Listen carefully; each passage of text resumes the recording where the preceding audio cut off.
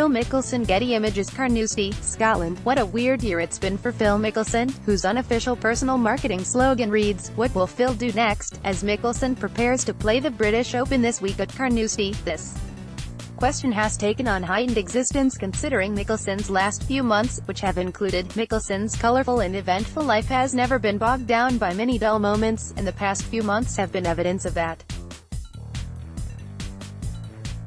When the 48-year-old Mickelson won the WGC Mexico Championship in March, he ended a winless drought that stretched back to 2013 and it gave him 43 career victories.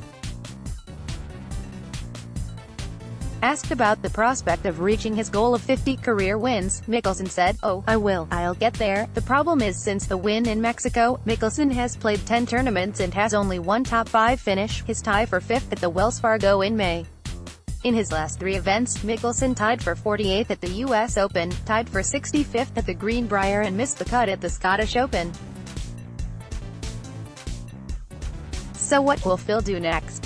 And will it be something he wants to remember, like his 2013 British Open triumph at Muirfield, an accomplishment he cherishes as perhaps his greatest feat? Or another dubious moment? Yeah, it's not been my best month," Mickelson told reporters at the Scottish Open last week. "I've had a rough month.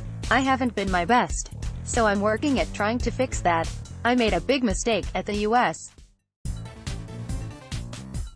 Open, and I wish I could take it back, but I can't. There's not much I can do about it now other than just try to act a little better. At the time, and it took me days to cool down, I was pretty angry.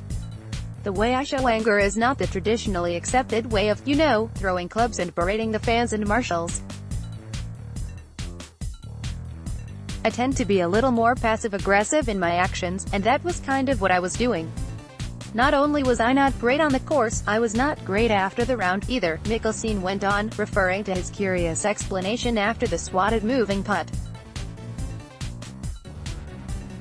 "So it was just not a great day, and it was my birthday. So I tend to do dumb stuff on my birthday, too." Mickelson now realizes that had he been this forthcoming in the aftermath of that US Open gaffe, the backlash would have been much tamer than it's been. Instead, it's opened the door for his critics to ponder whether it'll affect his legacy.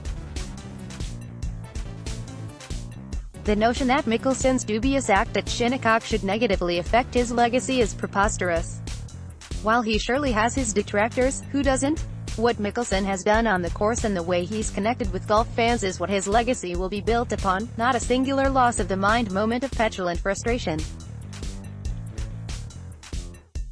Mickelson said, "It's been much easier for me to deal with the backlash from his Shinnecock incident because it was my own fault rather than dealing with somebody else's decision. Throughout my career, 25 years, there have been a lot of times where I have had to be accountable for decisions I did not make," he said. "The reason why this has actually been easier, it was my own fault. This was my own fault. You have to be accountable for yourself. I do a lot of dumb stuff.